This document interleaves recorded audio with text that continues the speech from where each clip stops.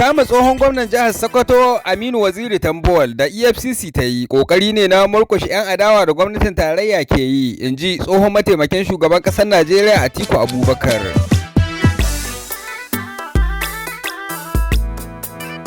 Idan yau ka fara zuwa wannan tashar tamu to muna neman alfarma da kai muna subscribing sannan kai liking don karfafa mana gwiwa mu ci gaba da kawo muku labaran gaskiya da gaskiya daga Farko TV.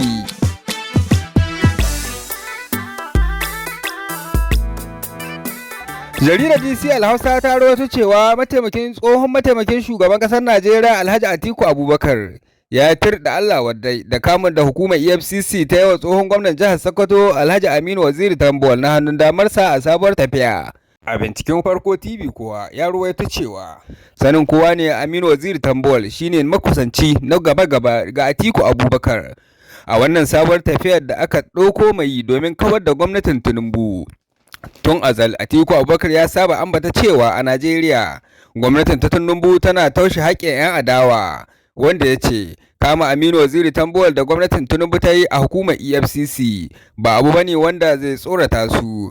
Atiku Abubakar ya ƙara cewa 'yan Najeriya ba su yi maraba ba da kama Aminu Waziri Tambuwal, wanda ya ce abu ne wanda bai dace ba.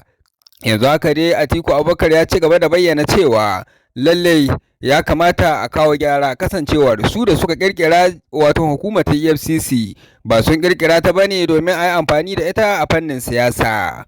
Atiku Abubakar ya nuna rashin jin daɗinsa, ya kuma yi kira da ƙungiyoyi hamma da ƙasashen duniya da su shiga cikin lamarin su yi Allah wadai da wannan kamun da aka yi wa Aminu Waziri Tambuwal, wanda ke nuna cewa ƙarara murƙushe 'yan adawa ne ake son yi domin kada su yi tasiri.